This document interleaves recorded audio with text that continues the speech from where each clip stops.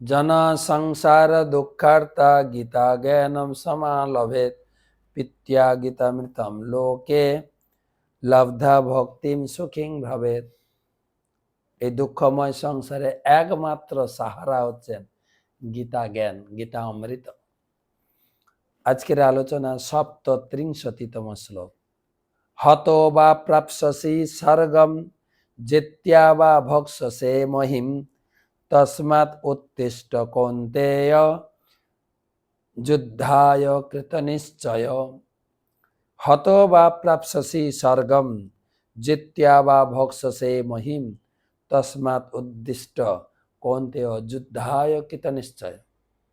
অর্জুন, হে কুন্তিপুত্র, এই যুদ্ধে নিহত হলে তুমি স্বর্গ লাভ করবে, আর জয়ী হলে পৃথিবী ভোগ করবে।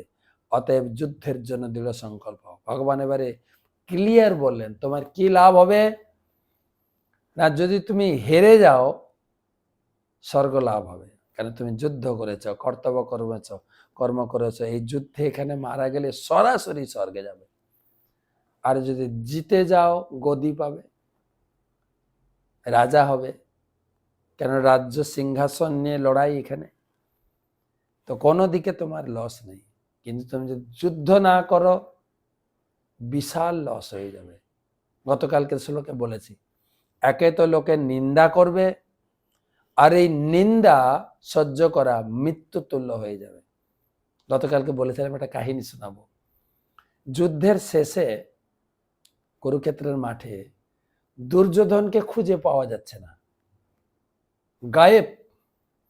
ভগবান কৃষ্ণের কাছে যুধিষ্ঠির জিজ্ঞাসা করছেন, কৃষ্ণ দুর্যোধন গেল কোথায়? দুর্যোধনকে পাওয়া যাচ্ছে না, তুমি তো জানো, বলো তো দুর্যোধন কোথায়? বলে হ্যাঁ আমি জানি।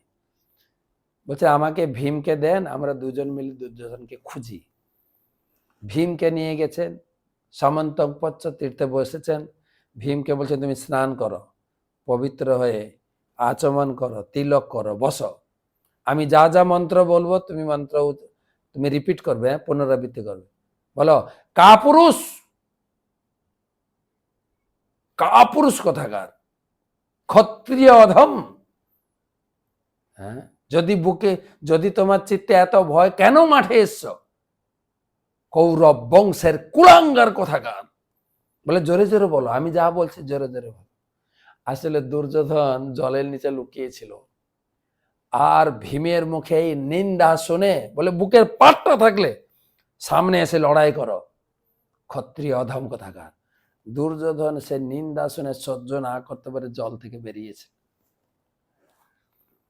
ভগবান যুধিষ্ঠির মহারাজকে বললেন, দেখলেন মন্ত্রের কত পাওয়ার, দুর্যোধনকে খুঁজে পাওয়া গেছে। অর্থাৎ ক্ষত্রিয় বা অন্য কেউ, যে কেউ নিন্দা সহ্য করতে পারে না। অর্জুন, তুমি নিন্দা সহ্য না করে যুদ্ধ করো। যুদ্ধ করলে স্বর্গ পাবে অথবা রাজ্য পাবে, লস তোমার নেই।